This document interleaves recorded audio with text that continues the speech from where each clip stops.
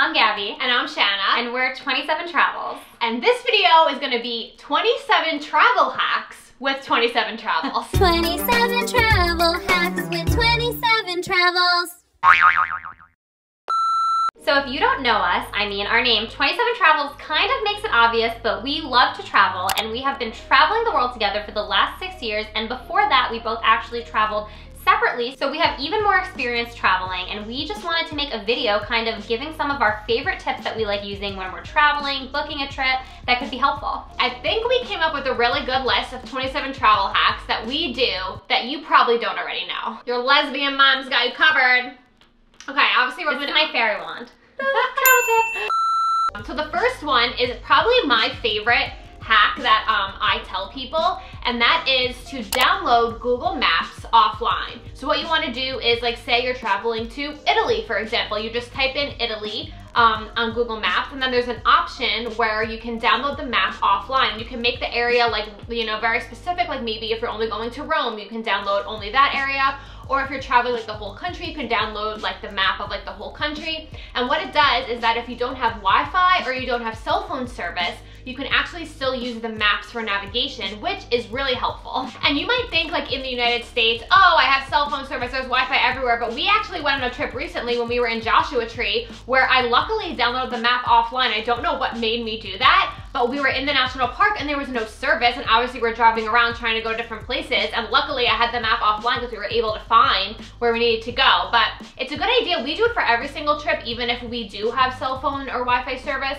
but it's a really good idea if you don't think you're gonna have cell phone or Wi-Fi service, because you can still navigate where you're gonna go. Okay, so travel hack number 2 is to pin places on Google Maps beforehand. This kind of has to do with the last hack we gave you, but basically when you're home before you go on a trip, you should definitely, when you research places you want to go, restaurants you want to eat at, areas you want to visit, pin it, heart it, and make sure that that is already on Google Maps. So then even if you have the map downloaded offline, all of the locations of places you want to go to and try are already on your map, so you're not going to have to search for it and you're going to be able to find it way more easily. And this even works even if you're not downloading the map offline. Like, we do it even for places like in our neighborhood of New York City, like places that we want to remember, that we want to go to. And then anytime you go back to the destination, it saves all of your favorites as well. Okay, so travel hack number 3 is one of our favorite websites that we use to book airline tickets, and that is Skyscanner. Maybe you've heard of it before, maybe you haven't, but the reason why we like Skyscanner is because it combines a bunch of different airlines prices together and will give you like the cheapest option, the best option in terms of, like,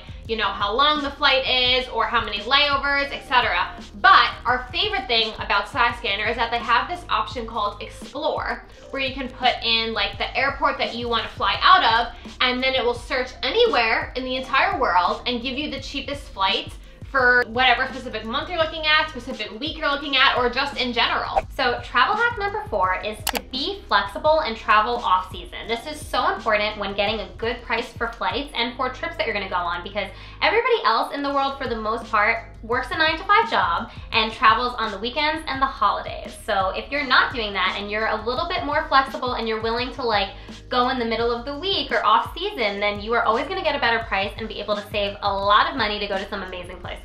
And that's not only for flights either. You'll also get cheaper prices for Airbnbs, for hotels, for activities, because when it's the off season, the destination knows that it's not expecting many tourists, so they don't raise the prices. Whereas for a typical high season for a destination, they know they're gonna have a lot of people coming and they can raise the prices. So if you're able to travel off season or be flexible with your travels, this is a good hack. Okay, so travel hack number 5 is something that we recently have done, and Gabby doesn't necessarily like when I do it, but if you're flying with 2 people, you can try and reserve the aisle seat and the window seat and hope that no one sits in the middle. I actually hate this travel hack. This is not one that I would recommend, but it depends on the kind of person that you are. Like, if you're like Shanna and you're willing to risk it, you might wind up having like the whole entire aisle to yourself. But if you're like me and then somebody comes and you have to be like, and I don't like doing that, I don't like having to talk to other people, especially on an airplane, then it's a little stressful. Like, and also has it worked out for us? I guess it has. Yeah, before.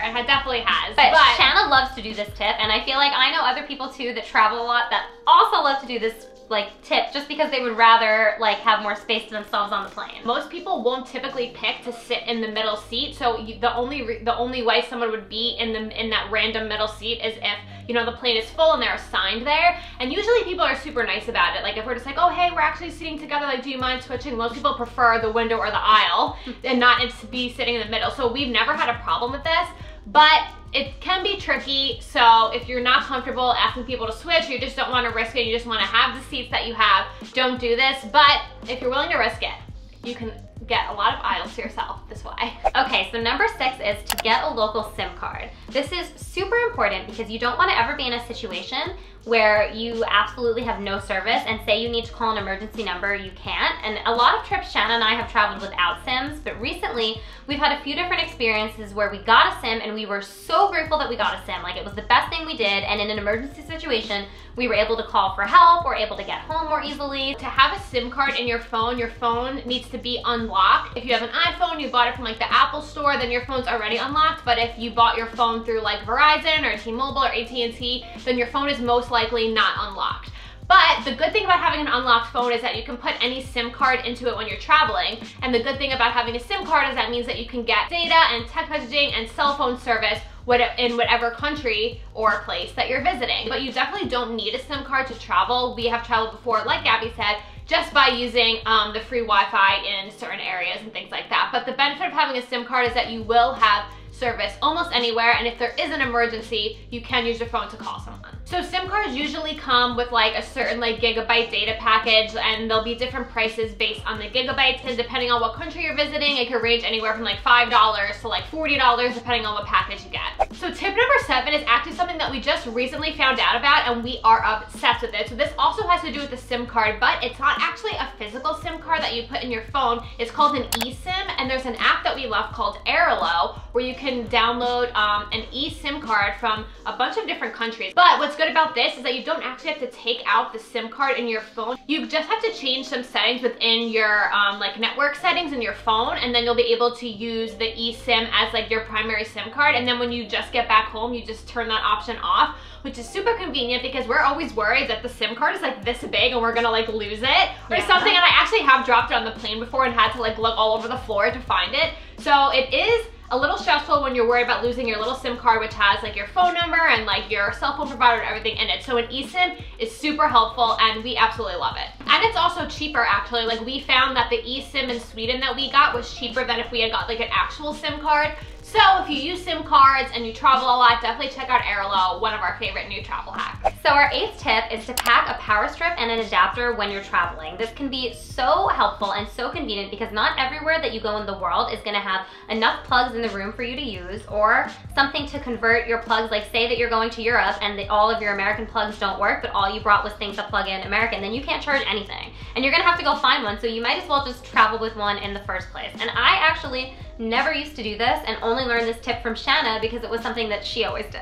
Yeah, packing a power strip is really handy if you have a lot of like electronics or gear like we do. Obviously, whenever we travel, we have both of our cameras, we have a GoPro, we have our cell phones, we have a bunch of other stuff that we bring along with us as well. Laptops, iPads, things like that. And sometimes there's not enough plugs in the room to charge all that stuff. If you pack a power strip, you can plug all that stuff in. But if you're also traveling to another country, what you do is you plug the adapter into the wall and then the power strip into the adapter, and then you have as many plugs are in the adapter, you can charge that amount of stuff. Travel hack number 9 is to only pack a carry-on suitcase. And Gabby and I have gotten away with this on trips that are only a few days long, but also on trips that are up to 3 weeks long. But the benefit of packing only a carry-on suitcase is, 1, you don't have to wait online at the airport to check your bag, and 2, you don't have to wait at baggage claim at the end of your flight to pick up your bag. This also means that your bag is less likely to like get lost in transit, because basically when you're on the plane, your bag is above you the whole entire time. So we never worry that something is gonna happen to our bags and we're gonna like lose a bag while we're traveling somewhere and having multiple different flights. So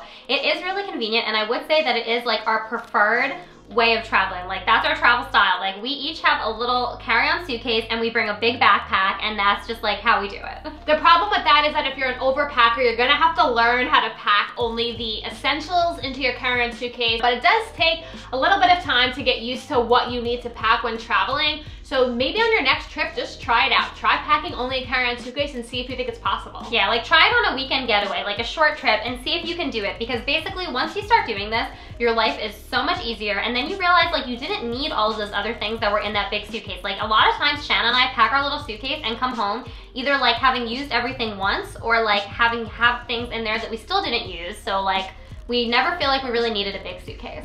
So our tip number 10 has to do with packing. And for us, our like major tip is to use packing cubes and also roll your clothes when you pack. These are gonna save you so much room, especially if you are using a carry-on like what we're suggesting to you. Like packing like this will change your life. So if you don't have any packing cubes, you definitely don't need them. Rolling your clothes will work just as well. So basically instead of like folding your clothes on top of each other, which is typically what most people do, you wanna just roll your clothes so that they fit smaller in the suitcase and you could actually fit more stuff that way. However, if you want to take it the next step up, then you can get packing cubes. We actually prefer to travel with packing cubes because if we ever have to open our suitcase like through TSA or anything like that, or even just like keeping our suitcase open while we're in our hotel or something, it keeps your stuff more organized because it's not just all thrown in the suitcase in like one big pile. It's like kind of separated within the packing cubes. Travel hack number 11 is to download your boarding pass on your phone. So a lot of people don't actually do this. Even some of our friends that travel as often as we do don't even do this, and I don't understand why, because downloading your boarding pass on your phone is super easy. Basically, when you check in for your flight, if you have the app for the airline on your phone, it usually will just automatically add the boarding pass to your phone, but even if you just check in on like a website or something, you can also just send the boarding pass to your phone. But what's convenient about this is, one, you don't have the piece of paper boarding pass that you could lose at any point, which Gabby has done multiple times on our trips, like not knowing where you put the boarding pass, things like that. I literally take the boarding pass and I put it in my stuff, and then I'm like, where did I put it? But then also when you get to the airport, you don't have to either wait online to check in or check in at one of those kiosks. You can just literally go straight to the gate if you don't have bags to drop off. So this is our process when we go to the airport. Boarding pass on phone, carry-ons only. We literally just show up to the airport and go right to our gate. Yeah, we have to go through security first, but then we go right to our gate. Which is literally the best thing you can do. Like, we would rather be sitting at the gate than be stressing out going through all of the different steps that you need to get into the airport. So number 12 is kind of a two-parter. It's to do the mobile passport line and to make sure that you always have a pen in your bag to use when you go through customs. So the mobile passport line is a line through customs when you get to your destination where you don't have to wait on the general customs line. It's a certain line at customs if you have this app called Mobile Passport, and basically it's just like filling out the customs form that you normally would, but just on your phone. And when you do that, as long as the destination accepts a mobile passport line, then you can kind of skip ahead of the general customs line, which typically can be really, really long depending on where you're going and what time of year you're traveling to. And then you can just kind of like walk right through because your customs information has already been submitted through the app. So this obviously only works if you're in a destination that accepts mobile passport lines, and not every destination does. So definitely you want to check that out before going to wherever you're visiting. But our other tip is that if you're not going to do mobile passport, then you want to make sure you have a pen on you to fill out your customs form, because I cannot tell you how many people ask me to borrow my pen to fill out their customs form, and I'm afraid I'm not going to get it back, and sometimes I don't get it back. Okay, like in fairness, they give you this slip on the plane, and they give you all of these inconvenient things on the plane, like headphones, random pillows, random blankets that you don't necessarily need, but they won't give you a pen. They don't have a pen. They don't have a pen. So you can never fill out any of the forms they give you until you get there if you don't remember to bring your pen. Okay, so number 13 also has to do with packing a little bit, but our tip is to wear your bulkiest items on the plane.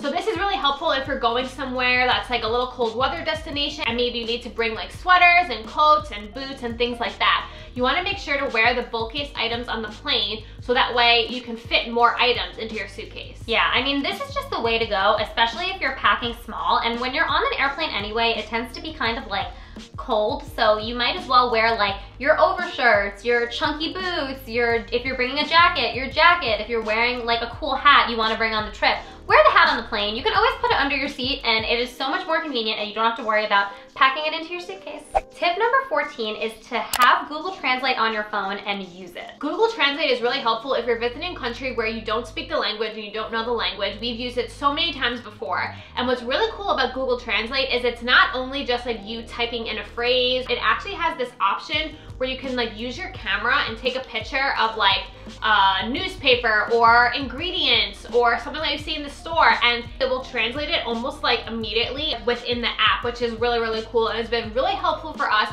when we're trying to read like ingredients for certain things, or read a menu, or if we're trying to read a sign. So number 15 is a little airport hack, and this is to use the MyTSA app to check the wait times at security at the airport. Shanna loves doing this way too much. Way too much. Okay, so what I will say is that Gabby and I have never missed a flight. We've never even been late to a flight. We're always at the airport early. So this hack is not really for us. It's for the people who want to get to the airport as close to the flight time as possible and don't want to spend a lot of time at the airport. I actually love airports, so I like spending my time there. This is for you risky people, which I gotta tell you, like, sorry to disappoint, Shanna and I are not. We are like the first people everywhere. We're like standing outside, lingering, waiting to show up to the party because we're 30 minutes early. And that is also how we are at any airport on any given day, no matter how busy we are. So like, if you're a risk taker, this tip is really for you. So the MyTSA app, basically, you plug in the airport that you're going to and it will tell you how long the security line is at that airport. You can also have it as an option where it just like, it's like location services are on and it knows what airports are near you and it will just tell you automatically when you like open the app and stuff. But that's really helpful if you want to try to get to the airport like as late as possible, because then you'll know, oh, the security line's only 20 minutes, I don't have to be there super early.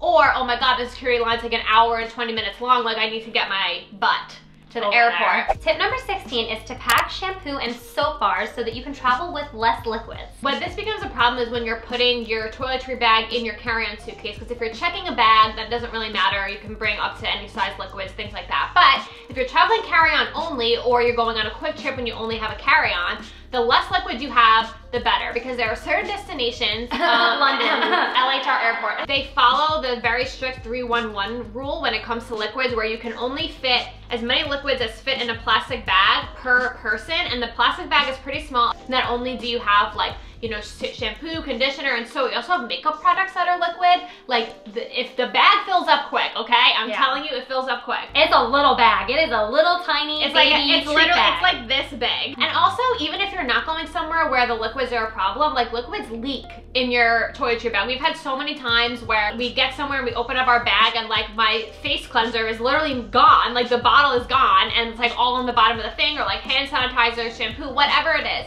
You just don't want your stuff leaking everywhere either. Yeah, but there's a lot of places like Lush, for example, that they make like shampoo and conditioner bars that are literally like a little circular bar that is obviously not liquid, and you can actually just like, when you add water to it, it just lathers up and you can use it as shampoo or conditioner. Not to mention that it lasts way longer than if you just had a bottle of like liquid shampoo or conditioner. It's good for you, it's good for the environment, and it's really good at the London airport. Okay, tip number 17 is to try and be loyal to one particular airline or group of airlines. You'll get more miles with them, you'll get more points with them, and you'll get better perks and benefits as well. It's free to do this. All you need to do is, for whatever airline you typically fly the most, you just want to sign up for their rewards program, but it's usually free, and you usually just get like a number that would be like your miles loyalty number, and then every time you fly that airline, however many miles you flew from your home to wherever destination you're visiting to, it will tally up your miles, and when you hit certain miles, you get certain benefits. Okay, so number 18 is kind of similar to the one before it, and it's basically to try and get a credit card that either gives you miles or points to an airline, or get an airline credit card. When you use your card for everyday purchases, you get miles towards the airline or just miles in general. And a lot of times these credit cards will have like a bonus program where if you spend X amount of money in the first 3 months, then you get X amount of miles. And usually it's like a big kind of dump of miles, like 100,000 miles or something like that, which can be like a free round trip flight. Number 19 is to make sure that you have a card with 0 foreign transaction fees. This is also helpful if you travel internationally a lot, because what tends to happen is every time you make a purchase, you're not only getting the currency exchange and the purchase onto your card, but then you're also getting charged a percentage of a foreign transaction fee, and it varies depending on what card you have and what country you're visiting, etc. There are a lot of cards that have no foreign transaction fees, and those are the ones that you want to use if you travel internationally a lot. Travel hack number 20 is to download all of your favorite apps offline that you want to use maybe while you're on the plane or while you're traveling. So we typically download playlists or podcasts on Spotify offline, Netflix or like Disney Plus offline, so you can download some shows or movies that you want to watch, and then when you're on the plane or you're somewhere where you don't have internet or Wi-Fi or whatever, you can still access your music or your podcast. A lot of apps nowadays actually like give you the feature to be able to put something offline, but we always make sure like right before we go on our trip, like the day before, that we make sure everything we want is downloaded for offline, because if not, you can get screwed over a little bit. Like Spotify will just decide like this playlist is not offline anymore and you can't listen to it, and then you'll be on like a 17-hour flight with nothing to do. We have also both learned that like at some point you're gonna get bored on the plane and you might want some like games on your phone, but a lot of games, it seems like when you're home that they are working great, but the minute you are on an airplane, it's like nothing works offline. So you also are gonna wanna make sure that you have some like fun phone games that you can use offline that you like to play for when you really just are like bored out of your mind. Number 21 is specifically for vegans or vegetarians like me and Gabby, and this is an app that we absolutely love to use while traveling. It's called Happy Cow.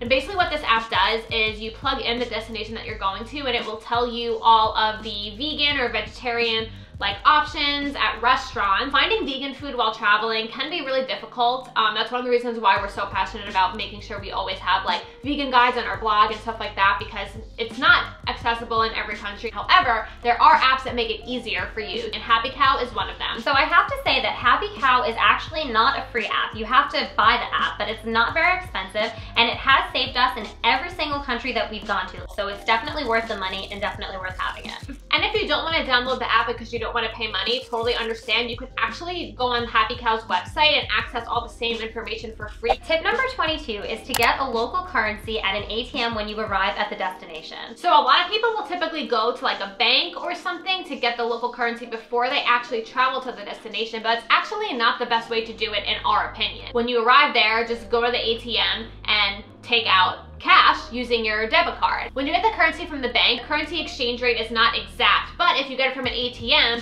you'll get the exact currency exchange rate and you only have to pay an ATM fee. And depending on what country you're going to, the ATM fee can be super, super cheap. This is also a good tip, not just for financial reasons, but because you should have cash of whatever country you're going to be in, because there are going to be situations where you need cash and your card doesn't work and you're in a local area and you just need to use cash. So definitely it is also important as part of this tip to be traveling with at least a little bit of cash that you can use in an emergency situation. So travel hack number 23 is if you are checking a bag, you want to make sure to still pack some essentials in your carry-on that you're going to bring onto the plane. And this is in case your luggage gets lost, which has happened to us.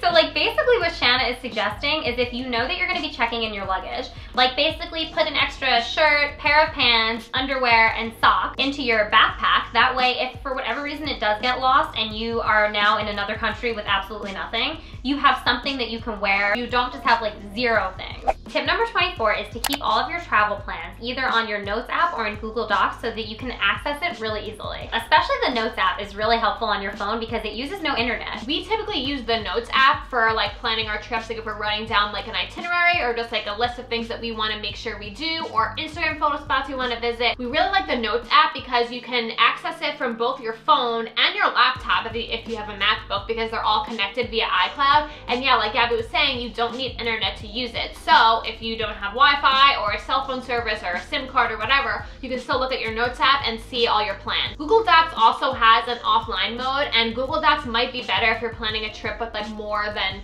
2 or 3 people, just because more people can access it. But we prefer the Notes app for that. If you want to be a little bit extra, you can go to Google Docs route, but either is totally fine. So number 25 is to use the free airport Wi-Fi to get either a taxi or an Uber to your destination. So this is really helpful if you're not using a SIM card and you're just gonna go the free Wi-Fi route for your trip. Sometimes the local taxis will charge you a lot more from the airport to your destination because they know that you're a traveler and that you're not a local. And we found while traveling that if there is Uber or Lyft at the destination, Uber or Lyft will typically be cheaper than a taxi, only because the prices are kind of like set already. So if you want to use an Uber or Lyft at the airport to go to your destination, but you don't have cell phone service, you use the free airport Wi-Fi and you book your Lyft or your Uber, then you get in the car and then you don't have cell phone service, but at least you know where you're going. Boom, nailed it. Tip number 26 is to bring an empty water bottle that you can refill on your whole entire trip. You don't want to have it filled when you get to the airport because they never allow liquids through security. So you want to have an empty water bottle. Almost every airport has different water stations where you can fill your water bottle. Not only are you helping the environment, but like you're gonna need water on your trip and you can just keep refilling your water bottle instead of spending money. And you'll also have water on you at all times. Okay, so our last tip number 27, is a very 27 Travels tip, and that is to look up photo spots ahead of time. time. It is helpful because sometimes like certain photo spots you want, the locations aren't convenient, you don't know what you want, you don't have the idea, and then like looking it up beforehand gives you an idea of like where you want to go. You can put it on Google Maps like what we were discussing earlier in this video, and you can just get the best photos that way. All right, so that was a lot of information. Those were our top 27 travel hacks with 27 travels. Yeah, I'm sure that we have even more if we like sat down and thought about it long enough, but honestly, there's not enough time in this video for us to do that unless you want like 270 travel hacks with 27 travels. So you're just gonna get the 27. So I hope that those were useful because we really thought about which things we do that are like really helpful for us in saving time and just making our lives easier while we're traveling. And let us know if you have ever heard of any of these hacks before, or if you do any of these things yourselves, or if you have your own travel hack that we didn't mention. Make sure to leave it down below so we could try it on our next trip. Yeah, exactly, because it's always good to know a new travel hack. Like none of these things ever get old. Like they're so useful when you're traveling and just making your life better. So thank you all so much for watching. Make sure you like, comment, and subscribe, and we will see you soon with another video. Bye!